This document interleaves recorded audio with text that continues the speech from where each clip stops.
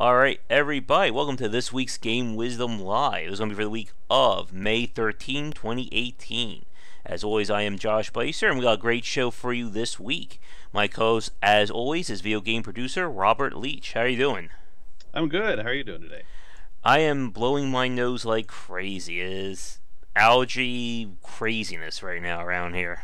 Yeah, buy stock and Kleenex, huh? Yeah.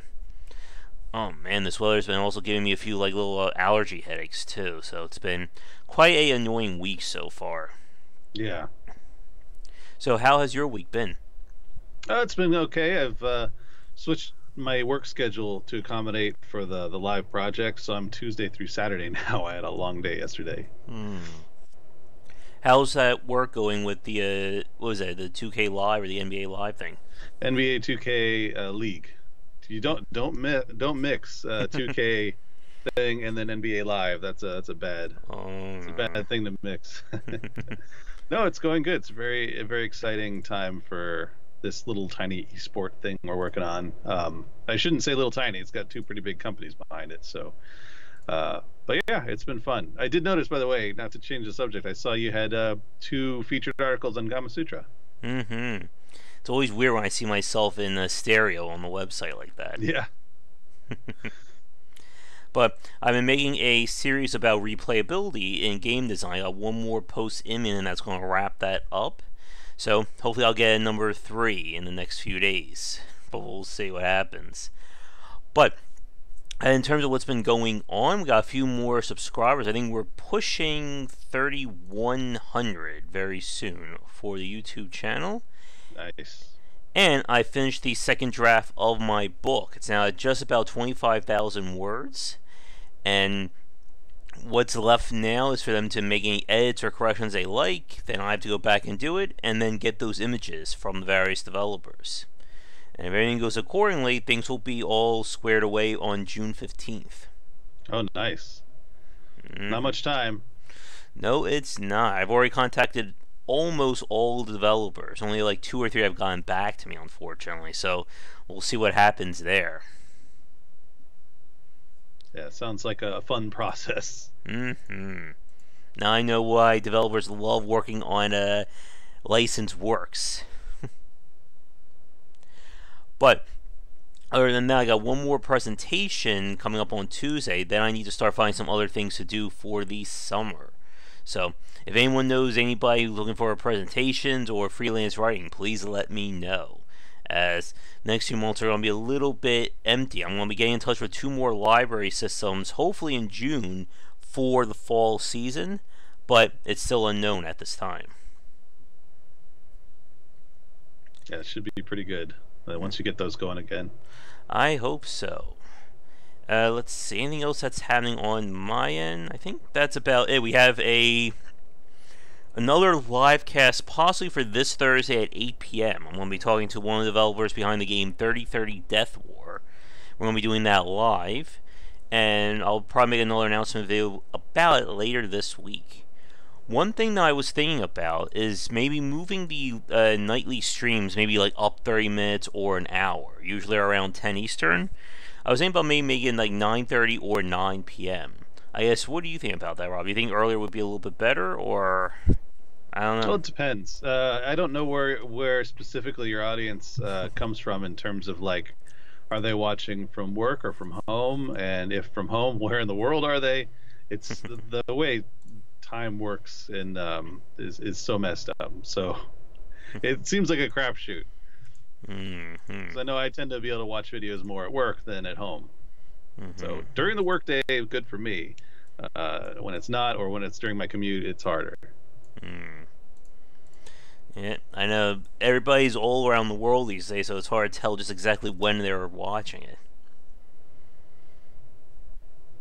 Yeah, I just maybe ask on Discord. Let's see. Anything going on games we've played? I guess, have you played anything new lately?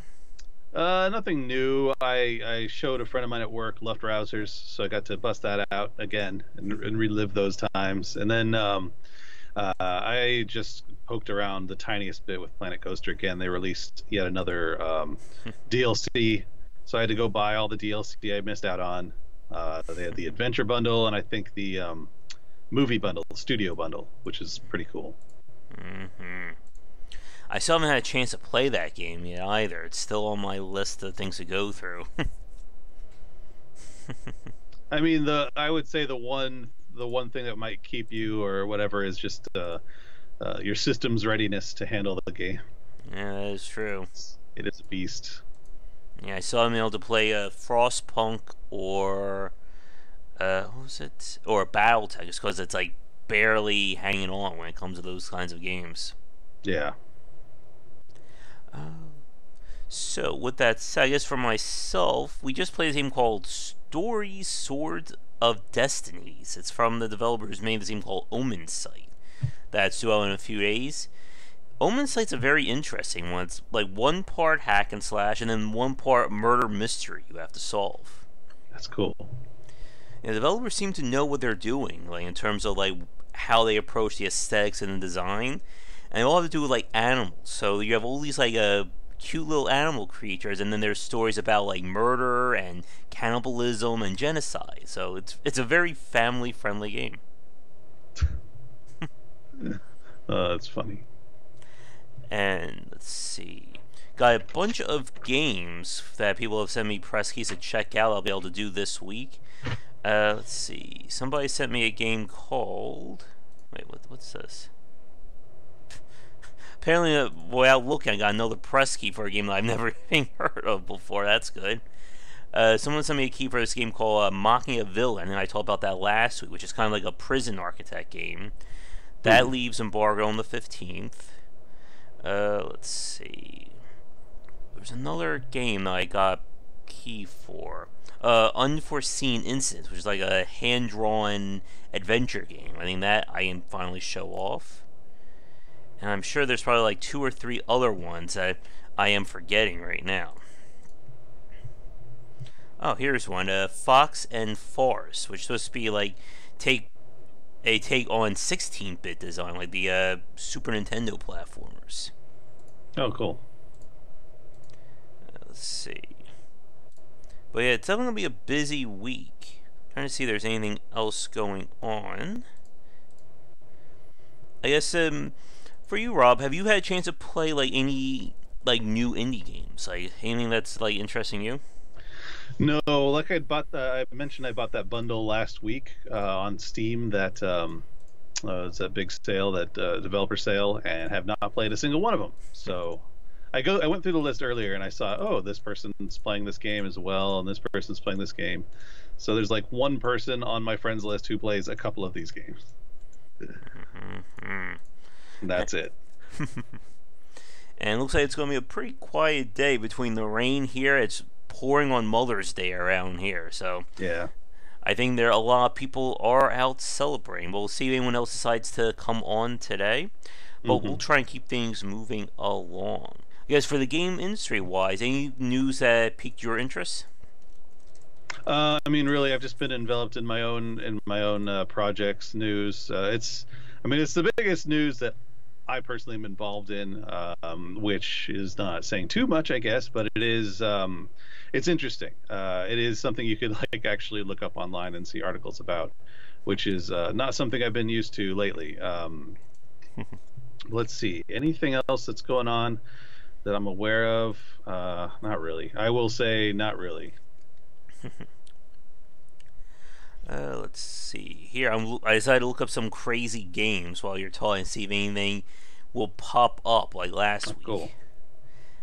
Let's see. Furry Fighter. Not bad. Again, we've become desensitized to these crazy games by now.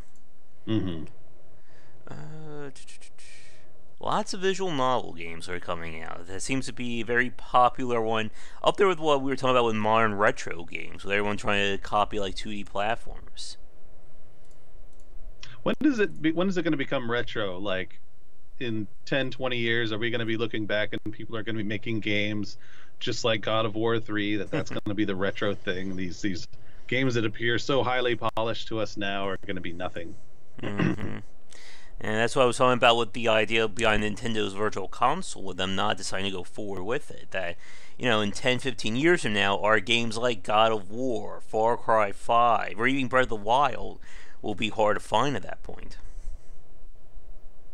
Yeah, although I know that the technology moving forward is probably going to be more purposefully made to sustain all the hardware changes. At least that's what you hope. I mean, there's nothing that everything's now mostly software as opposed to hardware, which makes things easier to port. But I imagine it's going to be easier to play one of today's games in 10 to 20 years, but it could be completely off base there. Yeah, especially with trying to keep these games supported as well, just because of how much work and, of course, money that goes into doing that. Yeah. Yeah, and then you get into the old MMO type thing, anything that requires online play. Without support, there's no game there. Now, here's some sad news. Did you hear about Pinball Arcade? No. What happened? Well, apparently their licensing contract is running out for 64 of their Williams tables, and the copyright owner does not want to renew it. So come June 30th, they're going to lose 64 of their tables.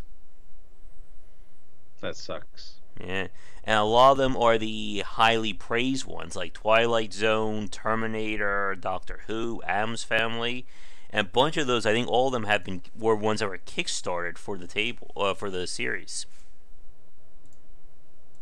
Wow. I mean, those are all IP specific, so I wonder if there's some difficulties there. I think it has to do with. I think part of it has to do with the fact that the game itself kind of occupies that very weird niche. I know a lot of people complain about the pricing, that it costs like $20, $30 to buy a set of tables. So it can't be cheap to maintain, and especially with that licensing. But I know a lot of people who complain about the technical side of the Pinball Arcade as well, with tables not working right, the game kind of not functioning correctly. And this has been going on for years now. I think it's like 4 or 5 years old at this point. Jeez. Yeah, I play Zen, which is what those tables are not based on real tables, so I'm sure it's a little easier for them to maintain. But the physics I know are wonky when you talk to actual pinball folks. I think another thing that may have hurt the Pinball Arcade was they were trying to do like a spin-off. Let me see if it's still available. Stern Pinball Arcade was kind of like going to be just specifically for them, and it did not do all that well. It's gotten lots of negative reviews. Let's see, why are people don't like it? Lots of bugs, and I think that could be part of the problem, that nobody wants to play these games when there's all these issues to them. And the fact that you're spending $30 a pop for each season. So, and then their season sets don't go on sale. So if you want to buy everything right now, it's almost $500 to buy every table in that game. Sheesh. Let's see. Anything else happening with them? And it also begs the question, will there be a competitor who's going to make use of those table licenses? Because, again, as you said, Zen is not really in the business for... excuse me. Zen is not in the business of doing real tables. So, what's going to happen to those tables in the future? I don't know. Maybe it could be one of those things where either they think that it's lucrative and so they're going to do their own, or they realize that it's not and they're just going to stop. I know pinball is such a rickety business to be in, and if it maybe just some manager of the company just looked at the numbers, is like, hey, we're not making any money off this, let's cut it off. I mean, that's all that really has to happen. It's probably one of those things where the decision was made from people who are removed from the actual fan base or business of it. You just see the numbers on the paper and realize that it's not viable to keep moving with it. Yeah. And that's the same thing we probably hear from Nintendo with the Virtual Console, even with Sony and Microsoft with backwards compatibility. It's a lot of work and money to maintain these games, But how many people are really going to do that in the grand scheme of things? Like, we don't expect Call of Duty numbers to be playing Xbox 360 games from 10 years ago. That's not going to be happening. But it again falls in that very weird position of games as art and as a product. Because there's definitely value in these older games. I mean, that's pretty much the whole mantra of GOG.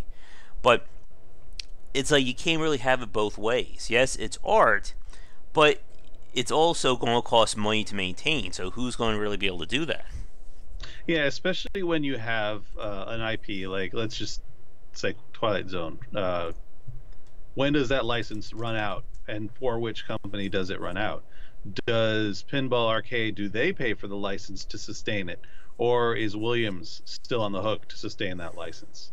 And like, I don't know any of those answers, even remotely. I don't even know if those are the right questions to ask, but I feel like that's the kind of thing that would totally derail any kind of real world pinball simulation. Yeah. And the fact that there's so many individual licenses held up in pinball as well.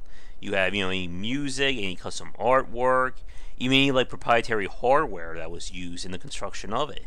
Yep. And that all adds up to a lot of complications. And who, like as you just said, Rob, like who's really like in control of that? Like who's responsible?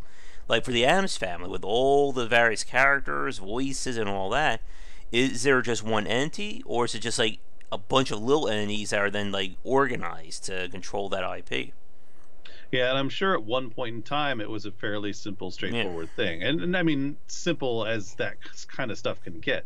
Like someone did, they wrangled all the Addams Family stuff and put it onto a pinball table, and Williams had that all back when pinball was just massive business. They got all that stuff nailed down, and then the digitization of it, they probably just found a way to transfer that original like contract over, and now it just is, like you say, it's just bursting into all those little particles, and it's impossible to keep track, and just not worth the time of whomever has to do it. Like with some of these stuff for like doing the book image releasing, a few of those games, the original company is no longer in business, so you have to track down who owns it.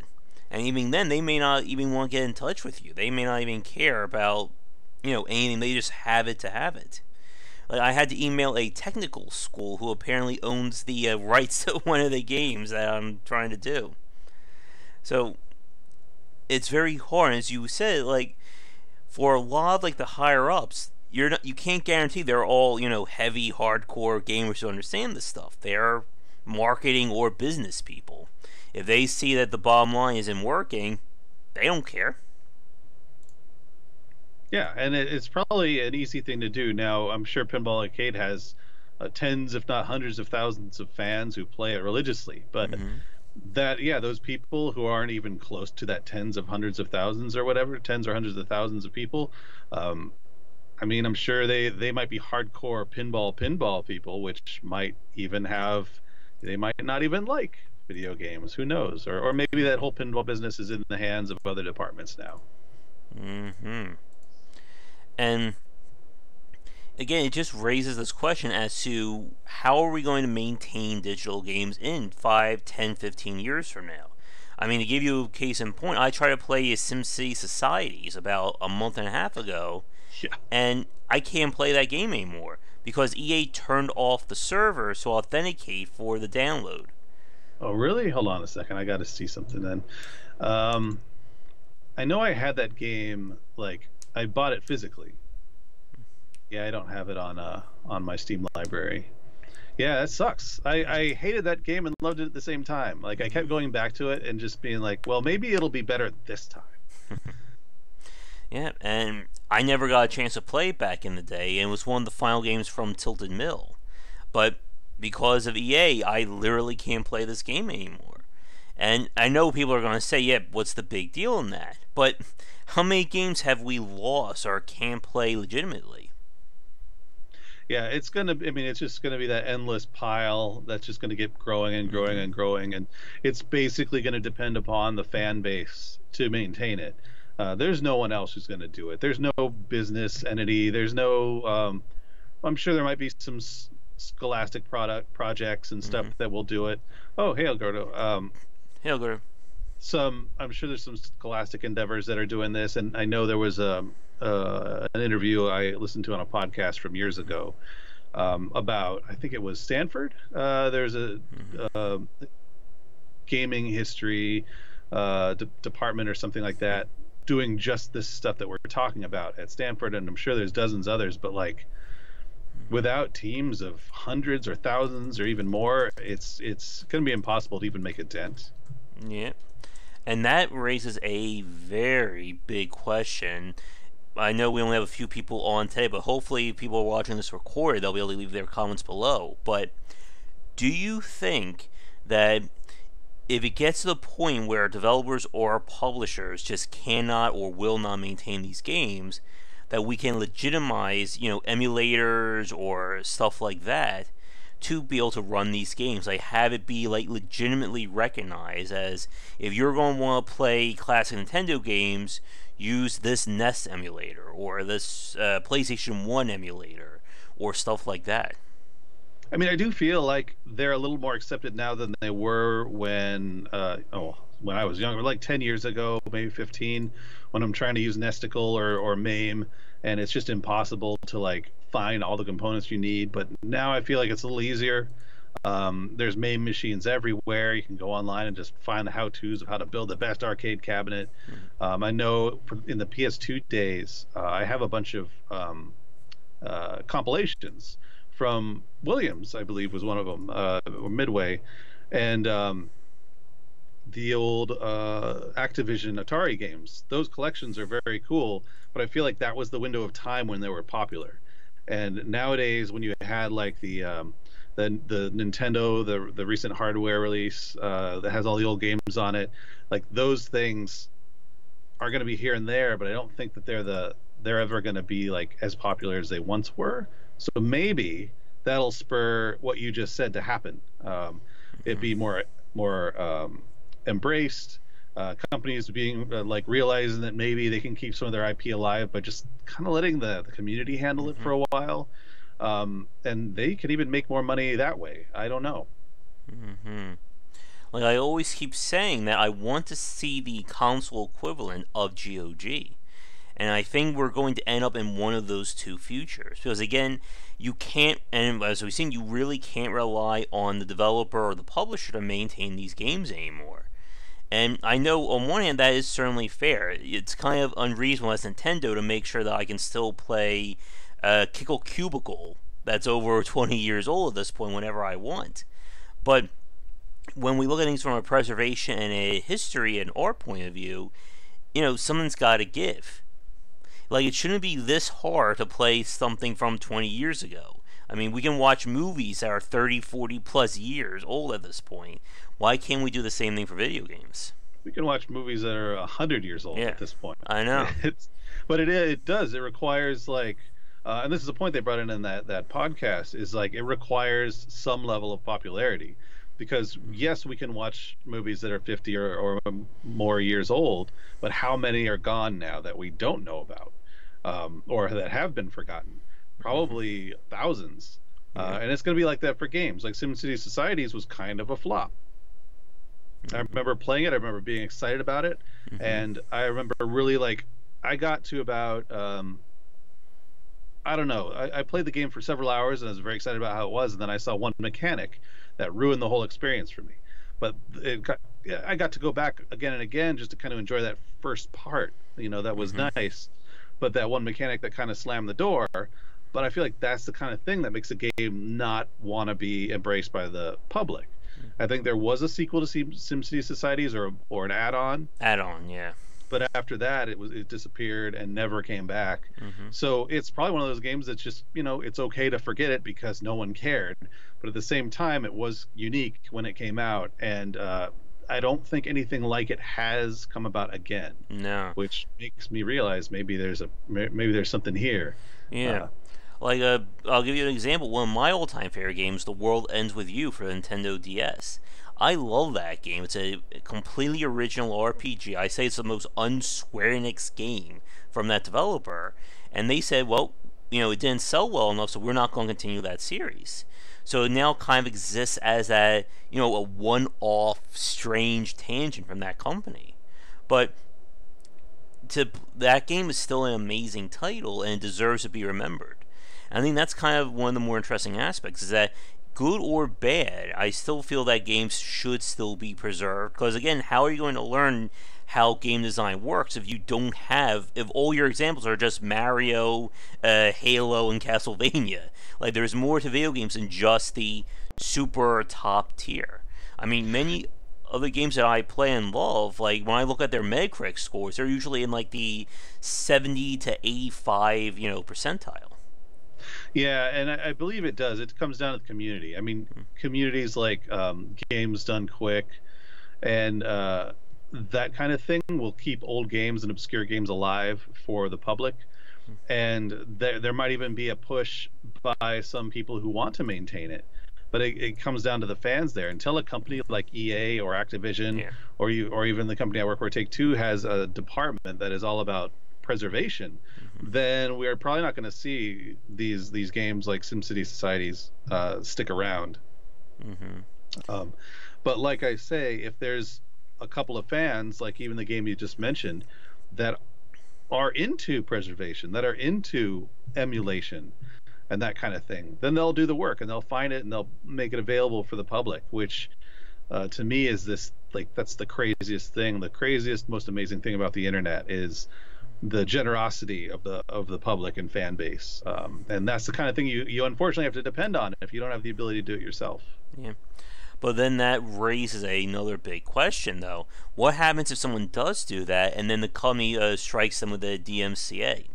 Or they get in touch and we don't want you to do this. Like, to give you a case in point, I spoke with Katie, who was one of the members of the King's King's Quest revival game by Phoenix Point. What is that? Where is it? I think it's just called King's Quest or King's Quest Revival. And they got they got a DMCA from them when they originally started, and they had to basically convince them to give them a fan-made license request. And then the funny part was what happened was the company that originally had it, they got bought by another company who then decided to issue them another DMCA. So they had to get in touch with them to let them know that the original rights holder gave them a license for, and then they needed another license to finish this game. So, and that's kind of one of the bigger problems here. Like, I am sure if you dig around the internet enough, there are probably homebrew and massive emulators for any game you can imagine right now. They're out there. But the second they get public notoriety, you know that the developer or the copyright holder is going to hear about it. Like that game, another Metroid, the remake that someone was doing homebrew, the second it got mentioned on Polygon and IGN and all that, Nintendo issued them a DMCA against that. And again, it's, at some point the rubber's going to have to hit the road, or whatever that expression may be. Another Metroid, thank you. That, should they be able to keep making these games, or do we need some kind of special protection in play? Because I know the ESA has been trying to do, or I'm sorry, not the ESA, was it the EFA? I forget the other one. One of the two has been trying to make a bigger push for using emulators and stuff like that to get these games working. Yeah, and what Elgora just said, that the fan base stuff is not going to stop even if someone comes at you. That in fact is usually going to spur on more people just to kind of like, screw you, we're going to keep making it anyway, even if I had no interest in it before, I do now because I hate Nintendo, or something like that. Now that said, Nintendo is usually one of those companies that's probably you don't have to worry too much about, because they seem to do pretty good about keeping things around, and hardware capacity, like that game's not going to just be lost to the software gods. If you can get a physical copy of it, you can keep it forever, because you can reverse engineering and then all that kind of crap people do. But yeah, it's a mess, and I really do. I think that you do need protection there, but given the way copyright laws have gone, it's not going to happen. Like the way the ridiculous amount of work it takes just to use copyrights from a couple of different IPs, and how much legal work has to go into that. No normal person can afford that. Yep. And even like speaking about that, I'm sure like with work you've done at 2K and even doing publishing on other places, you've probably had to deal with the issue of, what happens to these, like, again, when the game is being developed and you're drawing up the contract, everything is clear. But as we've seen with the rise of digital media and digital markets, what happens to these games 5, 10 years down the line? Like, most companies, even the IP holders, they're not thinking about what you're doing with this IP 15, 20 years in the future. But these games are still being sold, they're still being maintained. It's not like in the past where if I print out 10,000 copies of Castle Illusion starring Mickey Mouse, that's it. That's my 10,000 copies, no more nor less. But if I put my game on Steam or GOG, wherever, now there's an infinite number of copies that can be sold until the end of time. And I think one of the things, again, is that we don't really have that future thinking or that foresight that I think is needed for games these days. Yeah, it's tough. I mean, even in the games that I've worked on, and it's coming back into the sports games, reminds me of a bunch of the stuff I did when I started my career in sports games. For example, just on this stuff alone, you'd think that sports games are straightforward and that they could be easily copied and all that crap. But like when you get into an actual sports game that uses real people, well, you got Major League Baseball. Well, that itself is a brand, right? I use this because this game doesn't. Most baseball games are kind of like secondary these days. There might be a couple. The ones I worked on are gone. So Major League Baseball, that's its own brand, right? And then you have any of the brands that might go with that, Wilson or Louisville Slugger and all that kind of stuff. But that's usually secondary and marketing stuff. You don't need to worry about that. But the players' associations, with all these sports, they are a separate entity. And so you can get Major League Baseball, but you also have to get the MLBPA. And the strange thing about the MLBPA is not all members are members of that. All players are members of that. Case in point is Barry Bonds. He was not a member of the Players Association for Major League Baseball. So when you had a Major League Baseball game, you either had to go after him separately or you did not have him in the game at all. So if you go back to those days, you'll find a lot of baseball games don't have Barry Bonds. They have some similar type player in there. And the same with one of my favorite players of the time, Damon Miller, who played for my Arizona Diamondbacks, that relatively obscure catcher. He was also not a member of the Players Association, so he was also not in the game. So it's little weird things like that that make game IP really problematic. And this brings up Atari's history. Like when they were Atari, and then they got sold, and then they got split into two different outfits that all did different things and had different IP controlled, and they each got sold into a million different people, and then they combine, and then they just it's such a mess. Like I don't know how anyone does anything with Atari anymore without having to jump through 10 million legal hoops. It's insane to me. Yep. And I'm glad you mentioned sports games, Rob, because that's another major part about the issue of game preservation, is that a lot of people don't treat video games as consumable medium or consumable media, and the sports industry or the sports genre is a very big example of that. How many people still play Madden 2003, 2004 when they can play Madden 2017, or probably in a few months from now probably Madden 2019? And we see this with that kind, and even with series that become yearly or bi-yearly annual releases, like Call of Duty, Assassin's Creed, and stuff like that. Like, why should I go play Assassin's Creed 1 when I can play whatever the hell we're up to Assassin's Creed-wise, or Far Cry? Now I do know that much like in Windows, people will go back to their favorite Windows platform, and some just stick to it. Like people out there are still on 98 or whatever. But like, it's just that way with the sports games. But there's the new, more recent hitch that comes up. Like when people talk about NBA 2K, which I will keep going back to because I think I'm contractually obligated. I don't know, but they will say, well, this game sucks compared to 16.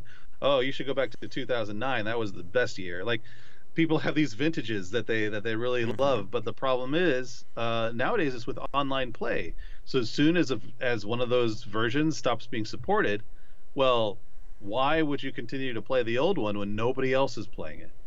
Or at least you can't play anybody online. You have to basically have someone in the same room to enjoy the game Mm-hmm. with you.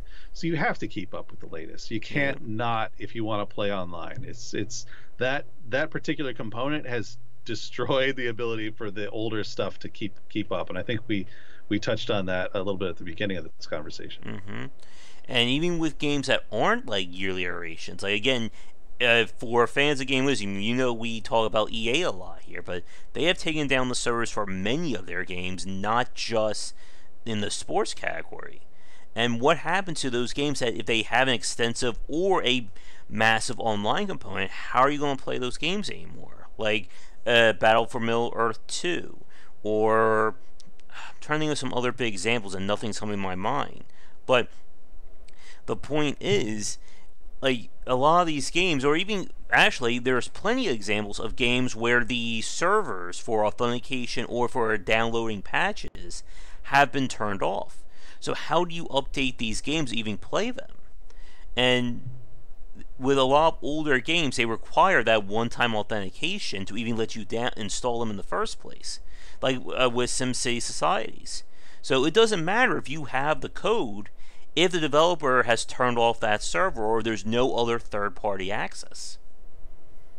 Yeah, and to Alvaro's point, yeah, single player games in that vein are perfect, but like you said with societies, Mm-hmm. that did not. There was no part of that game that was multiplayer. There's no part of that game that had to be on a server, but somehow they decided to ruin it. I mean, hey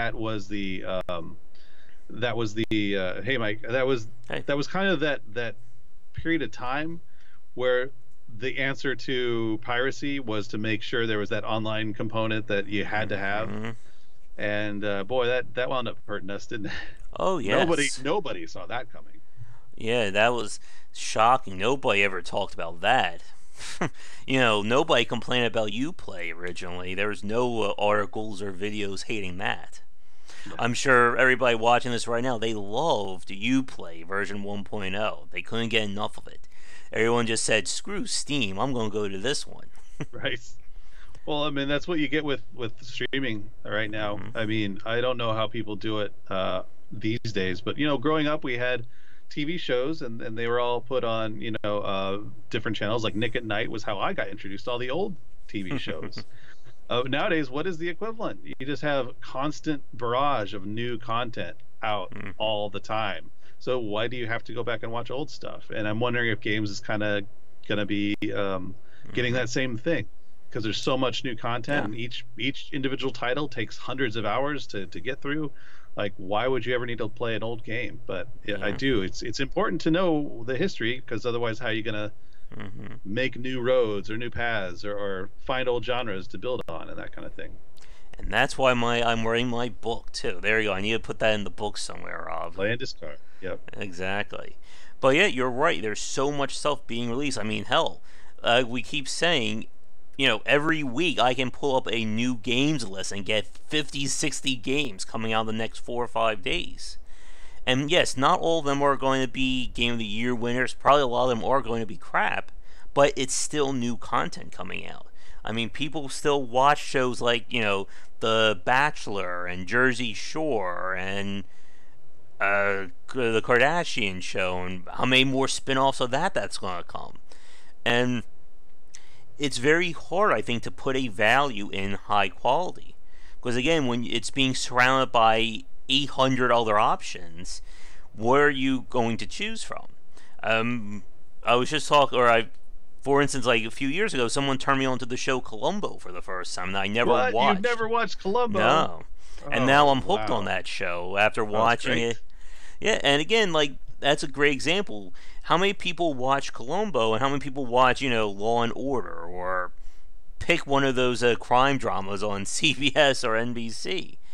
And I think one of the big problems is trying to put your finger on where that value is. And I think that's one of the more interesting aspects, and that could probably be another 2.5 hour discussion right here, because it's the same thing that I'm doing in my book, Like, a lot of people, they know Mario's a great game. They know Halo was good. They know, Overwatch is a great game.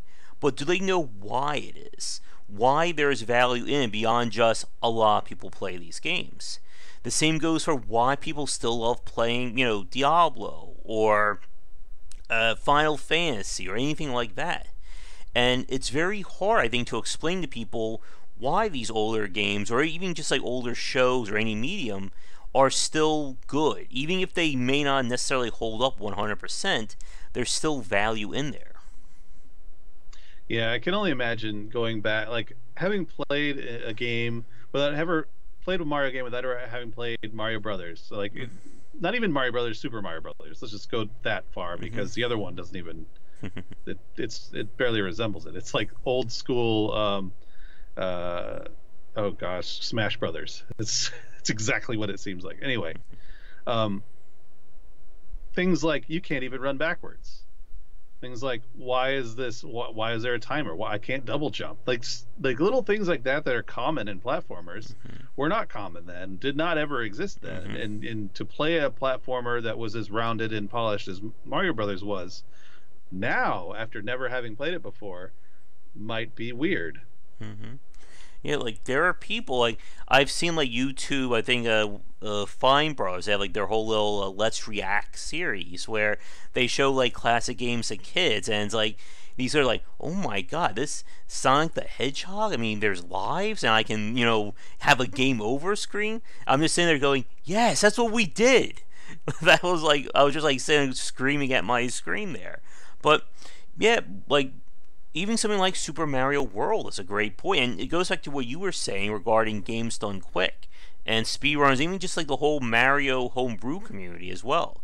Like fans will pick up on this. The whole Kaizo genre, I think, has been a real boon to Mario with all the Kaizo hacks. What was it? Again, there's so many of them for Mario these days, and probably more coming as we speak. So that's kind of helping things.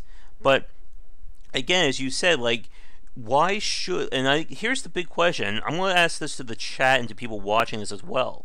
If you had to go up to someone like a child or someone who's been playing games only lately, and you had to explain to them, why should you play Super Mario Bros. 3 or Super Mario World as opposed to Super Mario Odyssey, how would you explain that to them? No, that's a really good question. Because it is, when you think about the controls, when you think about all the stuff that it has and how much polish and care goes into it, well, I mean, it all went into it back then. But you're like basically saying, hey, why don't you go ahead and run, but instead of using your sneakers that you use now, why don't you put on these lead boots? It feels like it's that same kind of thing. Why use your smartphone to listen to music when you have this giant boombox you carry on your shoulder everywhere?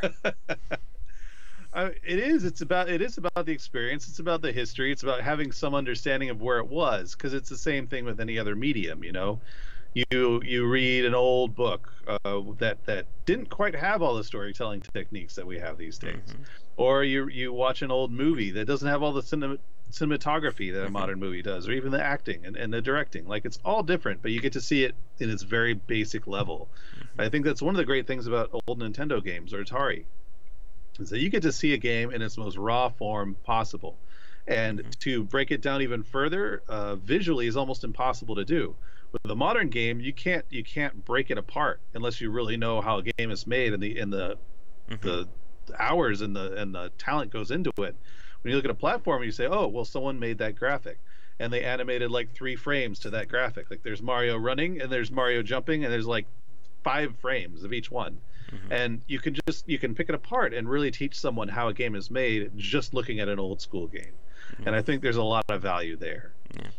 And polish and quality do add, I think, to somewhat of the historical value. Like, I said this before, I have all the Looney Tunes Golden Collections on DVD downstairs, and that's like a good 50 to 100 hours of Looney Tunes from their peak. And a lot of that stuff, again, has historical significance as being one of the very first big name animations, and it still holds up due to that quality and the polish that they put into it. And if we're not careful, I'll get on a 40-minute rant about the state of modern animation, and we'll be here who knows how long. Yeah, no, I know exactly what you mean. It's like, oh, they're only animating the mouth. Great. To watch someone's mouth move for a half hour. Yeah. No, El Goro, your the controls thing is perfect. Like, you just made me think of text adventure games. Oh yeah. Like, imagine telling someone, "Oh, here's the adventure game modern time. So let's go back in time to the beginning when you had to guess at what the commands were and just Spell kind of them fumble your way correctly. through it. It's spelling and grammar, like not grammar, but like parsing everything correctly. It's just, ugh. And Yeah. I know, there's our new video series for the channel. We take all the kids who enjoy playing The Walking Dead and we introduce them to Zork. And I'm sure they'll love it. Oh yeah. And yeah, go through that timeline of adventure games, because then you had the text adventures, which started even like the later text adventures to the older ones. I mean, there's just tons of advancements that happen in that period of time. And then you go to the Sierra games, and then you go from Sierra to LucasArts, and then you go from LucasArts to Cyan, and then you kind of have to wait a while, and then you get into like the Adventure Company and a bunch of other companies that kind of resurrected adventure games, including God, why can't I remember the Walking Dead people? Telltale. Telltale, right? And yeah, tank controls for those survival horror games. Yes. The single camera view, that stuff. Games are too easy now. That is true, and at the same time, they are working hard to prove us wrong there. Yeah, they're making a La Mulana 2 very soon, so that will destroy me again like the first game. But yeah, like El Goro's point, it also brings a very interesting topic. Again, going back to speedrunners and people who play these classic games. Voice is still dying on me here, but that's a way of showing people how these old games work. Like, again, when we look at games done quick and people who run Resident Evil, or they run, Alone in the Dark, or these older titles, it's a way of showing people, I guess, what you can do in them. Like, one of my favorite guys I'm watching is a TMR, the Mexican runner, who plays all the NES games. And oh my goodness, I can't imagine going back and playing stuff like the Three Stooges and games like that, or Battletoads. And it is just a different experience watching someone play these games. Yeah, I agree with that. Watching some of those old ones, I should probably watch that, because there's some Nintendo games that I really want to play again, but I can't remember the names. And if I could just stumble across the one that I rented a couple of times from Blockbuster 30 years ago, then boy, I'd be in a great spot in my life. But and yeah, don't get me started, El Gordo, on the Telltale formula. After playing like the first couple of titles, I was like, wait a minute, this is identical. I threw it away and never went back. Yeah, I would say check out his channel, because he has all the games he's played listed, and he's up to like 700 NES games. So chances are you'll probably see that list somewhere. Yeah, but I won't recognize the name, and I have to watch it. It was it was a lot of fun, that game, but it was so obscure. I wanted to have pens available, but I can't open this now. It's too well packaged. Let me see. There's anything else? I was going to spreadsheet mobile design. Yeah, I just have gotten really tired of that formula. It's a shame, because a lot of the original people, I think, no longer work at Telltale, from what I've heard. Speaking about adventure game design, I got a press key for Unavowed. That's the latest game from Dave Gilbert of Watchet Eye that we talked to a few months ago on the live stream. Unfortunately, the game is the key that they sent over. It is completely press only, so I can't be doing any coverage of it other than maybe like a written preview. But like, again, I think it's always about, when it comes to preservation like this, I think it always has to be about the fans, the people who want to see these games keep coming back and want to be able to play them. It's why Stardew Valley grew in popularity, Undertale, and you name it, the number of indie games that have been inspired by these classic titles. But when it becomes harder to find these games, it's going to be harder to take inspiration from them. Right. Yeah. Yeah, I don't know. I don't know what else. Like, it really is playing the old games, preserving them. It is. You just have to shake your head on it. But you're right about the speedrunners, the YouTubers. They are keeping it alive to a big extent. Mm-hmm. But I think the problem, though, is just it's one of those things. Again, it's about popularity. Somebody like, for instance, I love watching TMR do all his plays, but I see like the views he gets for videos like 2 to 3 years ago, and they pale in comparison to something like Fortnite. I play Fortnite for 30 minutes, we get 5 million views on that video, Right. and and again, I think it once again follows back to the heart of this issue that is there enough interest to justify it? And I mean, we can sit here all day and wax philosophically about these great games. But the problem is there someone out there who cares enough and who has the clout and the money enough to go forward with this? Like GOG, CD Projekt Red, they wanted to bring back these classic games because there was no market for it. And they had the money and the clout, thanks to The Witcher, to do it. But do we have, again, someone who can do that on the console side? Just have to convince Bill Gates to say, "Hey, man, I know you have some money laying around. Could you make this happen, please?"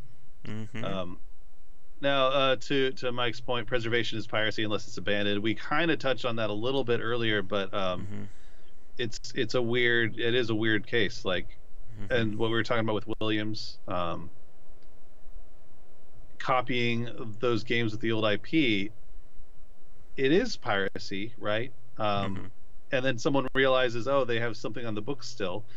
Like, abandoned is really hard to prove. I don't know how you prove something's abandoned. I don't know. There's certainly no legal description for taking something that's abandoned. So someone's going to own the rights to something. You just have to. Unless, like, in like the Urquan Masters case with Paul Rich and Fred Ford, they officially said in 2001, 2002, they said, we are allowing our modders to support this game. Like, it'll be free. We may own the rights to it, but this version has our blessing as copyright owners, and it has remained free, and it's remained as this form of freeware for this classic game. But again, though, that's a great example, but it's kind of the exception to the norm. And as you said, and as you've been pointing out many times when we ever have these talks, Rob, there's money to be made with these IPs. Like, even if it is like only a few dollars or a few $1,000s, how many people would just say, you know what, I own, so and so, I'm just going to give it to everybody for free? Most people are going to think, no, I want to get paid for this, or I want money. Yeah, it really comes down to the person. It's all about the individuals. So the reason it's about popularity is because it means it reaches more people, which means it's more likely to reach the kind of person that will do this on their own. But it does. It requires the one person or two people to do that. And to Jumpman's comment, yeah, there is spiritual successors, but to keep that specific IP around, it does take an awful lot of effort and money and just passion, I would say. Yeah, like even like a spiritual successor is a very interesting point. It leads in that very weird area in terms of brand recognition. Like Julian Gollop, who developed the original XCOM, he doesn't own the rights to that game anymore. Take 2K does. So instead of trying to make a new XCOM, he's doing something as a spiritual successor with Phoenix Point, and he's taking it in a different direction. And that's another really weird point about modern and classic game design. I mean, hell, we could spend the next 4 hours talking about original XCOM versus Firaxis' XCOM in terms of what they did to change that game up. And it's just a very weird point about, going back to these older games versus playing their spiritual sequels or their spiritual remakes. Yeah, and then who do you go to at that point? Do you go to the XCOM 2, or do you go to this guy's new version of his old game? And the same with the Castlevania guy. Like, do you go with the Castlevania series, or do you go back to this guy who designed your favorite one of those and what he's going to do with his next game? It's hard. That's a difficult question to answer. Yeah. And again, because game design is constantly changing, and as you said earlier, with the the 2K examples, the NBA, or I think you said, what was it, NBA you said, or Yeah, well, MLB. It was the MLB? like years ago when I worked on the MLB Yeah. games for at both THQ and what was not 2K at the time. I think it was just Visual Concepts or Sega Sports, depending on what year it was back then. Yeah. But yeah, Like, everyone has their own preferred game or their preferred entry in that franchise. And it gets a little bit more confusing, again, when we start getting to annual or biannual games, like Far Cry, Assassin's Creed, Call of Duty, and so on. Where, if I really like Call of Duty, pick one, I don't play the series, but that one's no longer being supported, what do? I have no choice but to upgrade. And we see this, and this is a major part of kind of like the hardware industry, where no one's going to use an iPhone 2 these days. No. Why would you when we're up to, again, I don't own an iPhone, but I'm sure everyone watching probably knows, how much they're worth these days. But it's that, again, that intersection between art and a product. And it's just very hard, I think, to convince people that there's more to it than just the latest version. yeah. Let's see. We are. Did you meet Jason? I think that's a question for you. Oh, Rob. for me? No. Back then, that was my first production role as an associate producer, and I was for THQ Wireless, more specifically THQ Wireless Sports, and I was there like, oh gosh, it was a year before that division collapsed, and then a year, I think maybe two after that, THQ as a whole collapsed. So no, I did not know anybody outside of my little group. Mm-hmm. And yeah, it's just weird. Like, again, like, that's always been one of the funny things about these podcasts when I talk to developers, and like, it's always, like that 6 degrees of Kevin Bacon, like some of who knows who. It comes to some of the older people, like. Like somehow got a hold of Sandy Pearson. I had no idea he worked at Ensemble at the time. And then when we played Age of Empires 2 a few months ago, I saw on the list Sandy Pearson. Like, hey, I know that guy. Yeah, for me, I'm the kind of person who I know the people who know the people. Like, and I'm always surprised. Like, I know Josh, and he knows everybody. So I don't know everybody. I just know the people who happen to know everybody. But I always find out, and it's always a pleasant surprise when I do. Yeah, and for any, if you're watching this, for anybody, I am looking for new guests, especially, again, developers. I'm going to put out the word again on Twitter, see if we get any more people to sign on for our cast. Because, again, it's always interesting to talk to, especially those who have been around for a while, like Chris Park. My phone is ringing 1 second. Chris Park, John Schaefer, and the like. Which reminds me, I gotta get that for podcast this week. I think I'm gonna post the one we did with Chris about finding expression or making a game feel right. I think that's Chris Payne. I think that's gonna be this week's podcast. But I may have to do another double one maybe next week, just to kind of free things up. That's cool. I mean, it really is. It's cool that you get to talk to all these guys, like the guy from Cook Serve Delicious. I emailed him a long time ago when I had the idea for making a publishing company for video game books. I was curious if he wanted to have one. He was not interested, which is smart move on his part. But then you get to talk to him. I thought that was very cool because he seemed like a good guy. Yep, he's on the Discord channel now too. Oh, cool. Someone just popped up about apparently the next game from Software is not going to be a Bloodborne sequel, but they're supposedly going to show details of it at E3. E3 is coming up, right? Yeah, it's usually July, right? Or is it June? I forget. Hold on. I've got to plug my computer in before it dies. Here it is, June 12th to the 14th. And speaking about June, they announced the next expansion or mini expansion of the Darkest Dungeon. I think that's coming out the 15th or the 19th of June. So when that comes out, we'll probably do another play of it here on the channel. So that should be exciting.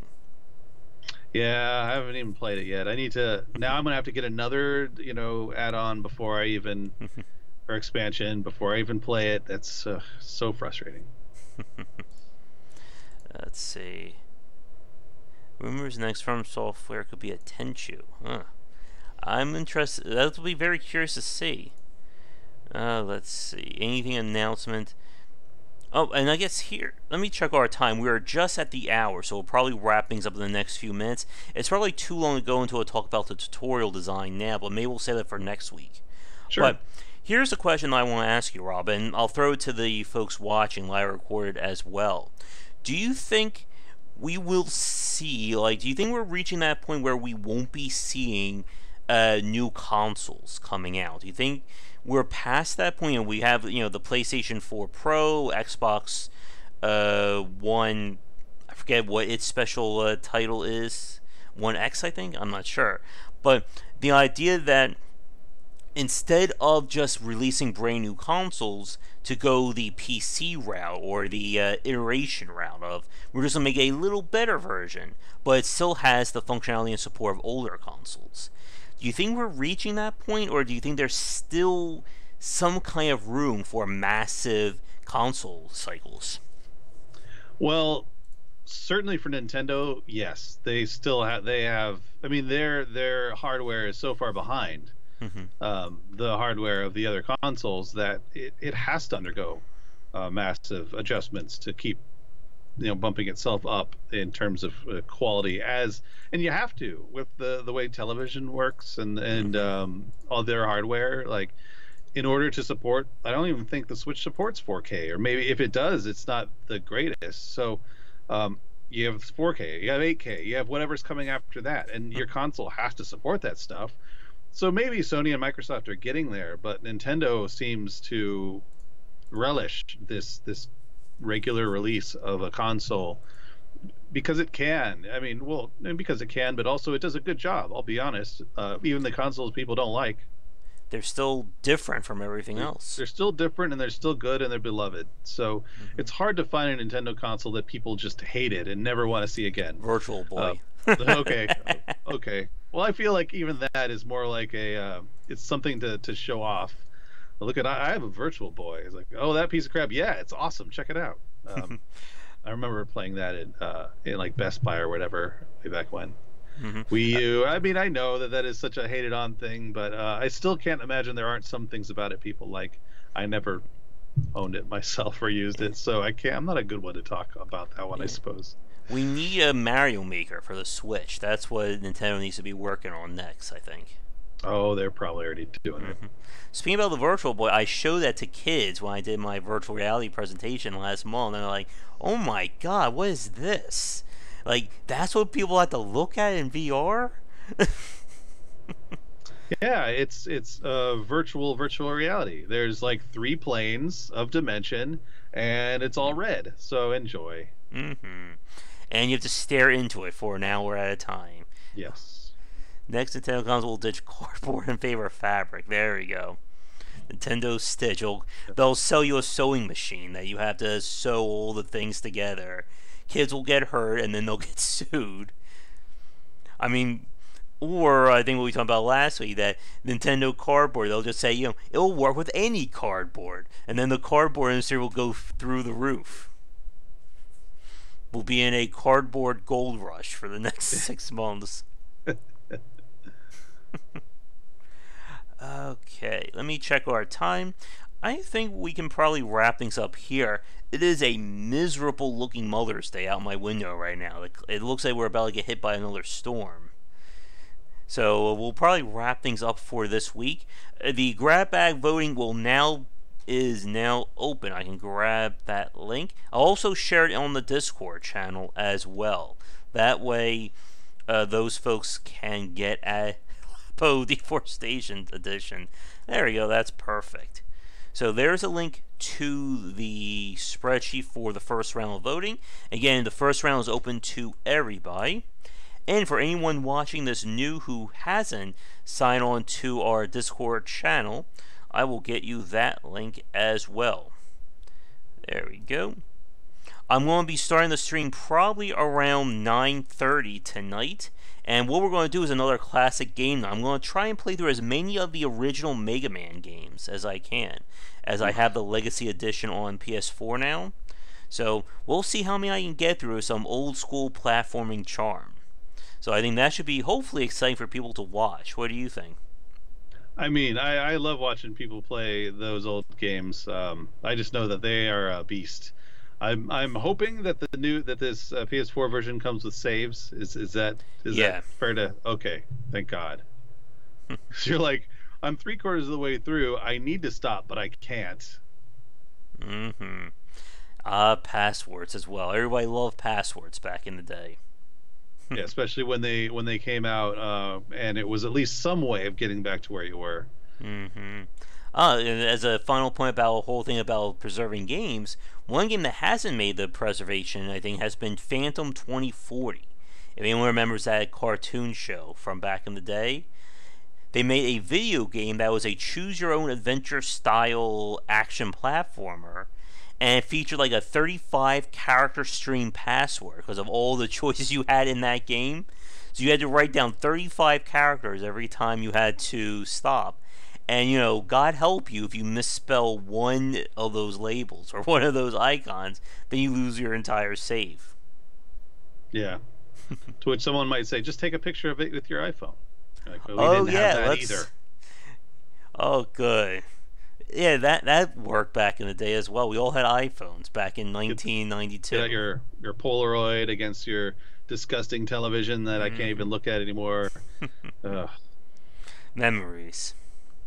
Well, that's, I think, a fine point to end this week's cast on. So before we do, we're going to be having a live stream. I think it's Thursday at 8 p.m. I think I have another one scheduled for the week after, which I'll announce around then.